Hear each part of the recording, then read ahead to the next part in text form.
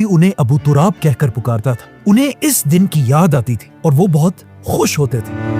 لیکن افسوس کی بات یہ ہے، آنے والے زمانے میں کچھ لوگ ایسے بھی تھے جو حضرت علی کے اس نام ابو تراب سے ان کا مذاق اڑایا کرتے تھے۔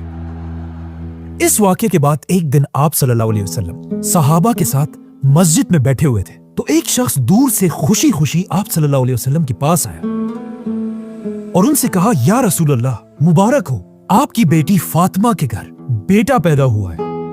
یہ سن کر آپ صلی اللہ علیہ وسلم سیدھا حضرت علی کے گھر پہنچے، اپنے نواسے کو گود میں اٹھایا اور انہیں گلے سے لگایا،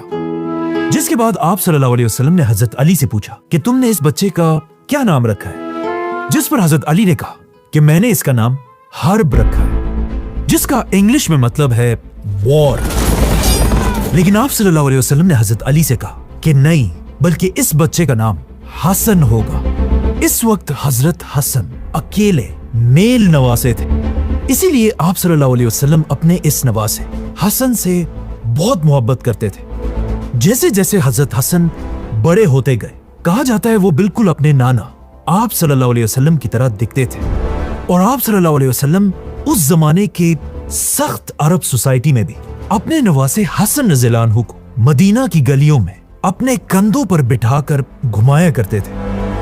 جسے دیکھ کر ایک دن ایک صحابی نے آپ صلی اللہ علیہ وسلم سے یہ تک کہا کہ میرے مدینہ میں 10 پوتے اور نواسے ہیں، لیکن میں نے کبھی کسی سے ایسی محبت نہیں کی جس طرح آپ حسن سے کرتے ہیں۔ اور ایک دن جب آپ صلی اللہ علیہ وسلم نے حضرت حسن کو اپنے کندھے پر بٹھایا ہوا تھا، ایک صحابی نے یہ دیکھ کر حضرت حسن سے کہا کہ یا حسن، تم نے کیا زبردست سواری پائی ہے، جس پر آپ صلی اللہ علیہ وسلم نے جواب دیا کہ سوار بھی تو دیکھو کتنا زبردست ہے۔ اور ایک دن آپ صلی اللہ علیہ وسلم نے حضرت حسن کو اپنی گود میں اٹھایا اور اللہ سے دعا کی کہ اے اللہ، اس سے محبت رکھ جو حسن سے محبت رکھتا ہے۔ اور حضرت حسن کے بارے میں سب سے بڑی بات آپ صلی اللہ علیہ وسلم نے یہ کہی کہ میرا یہ بیٹا حسن سید مطلب لیڈر ہے، اور یہ ایک دن مسلمانوں کے 2 بڑے گروپس کے درمیان صلح کرائے گا۔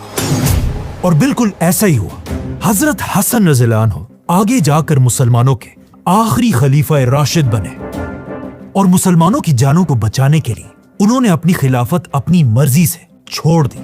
اسی طرح حضرت حسن آہستہ آہستہ مدینہ میں بڑے ہو رہے تھے،